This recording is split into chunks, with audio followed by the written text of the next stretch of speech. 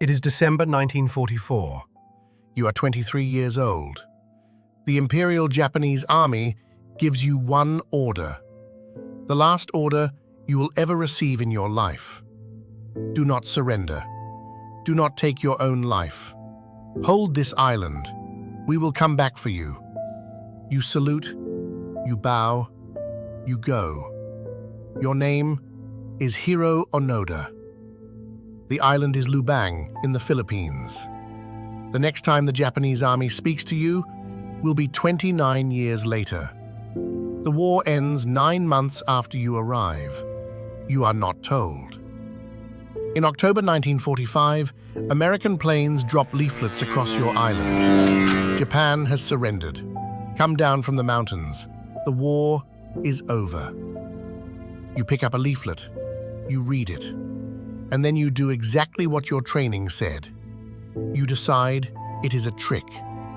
Real Japanese soldiers, you tell your 3 companions, would never use that grammar.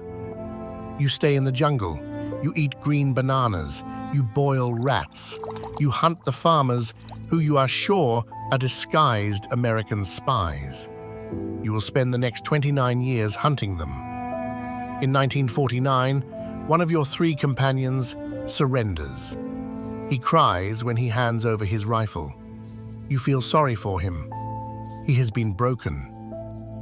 In 1954, your friend Shimada is shot dead by Filipino police. You bury him under a tree. In 1972, your last companion Kozuka is killed in a firefight while burning a farmer's rice. You bury him too. You are now alone. Tokyo sends loudspeaker trucks into the mountains. They play recordings of your own brother's voice, begging you to come home. You hear it. You think, the Americans have learned to fake voices. They drop newspapers. You see your own family photo, 3 children grown into adults you don't recognize. You think, a clever forgery. They drop a letter from your father. You think, it is exactly the kind of letter a man would write under torture. Every shred of evidence that the war is over is proof to you that the war must still be going. Because if the war were over, your country would not need to lie this hard to make you stop fighting. In February 1974, a 24-year-old Japanese hippie with a backpack and sandals walks into the jungle alone. His name is Norio Suzuki. He has told his friends he is going to find 3 things in his life: a panda, the abominable snowman, and Lieutenant Onoda. You point your rifle at him. He bows. He shows you a thermos of tea. You sit with him for hours. He tells you about Tokyo, about cars, about televisions, about a man who walked on the moon.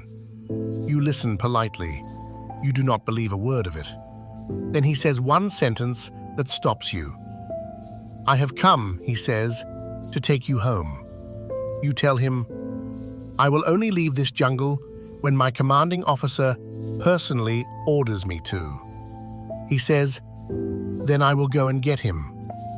5 weeks later, March 9th, 1974. A small old man in a faded uniform walks up the hill. He has been flown in from Japan, from his civilian bookshop. 61 years old, hands shaking. His name is Major Yoshimi Taniguchi. He is the man who gave you the order in 1944. He reads from a folded paper. He officially rescinds the order. He thanks you for your service. He tells you the war ended in 1945. You stand at attention. You weep silently. You hand over the same rifle you have carried for 29 years, still oiled, still working. You walk down the mountain. You return to Japan. You are a hero. You are also a man who, in those 29 years, killed at least 30 Filipino farmers, none of whom were soldiers, all of whom died for a war that did not exist. The President of the Philippines pardons you. Japan has become a country you do not recognize. The faces in the photos that you decided were forgeries are your real, grown children. You cannot live here anymore. You move to Brazil. You raise cattle. You die in 2014 at 91 years old, still believing the order you followed was an honorable one. Belief is the strongest thing in the human mind.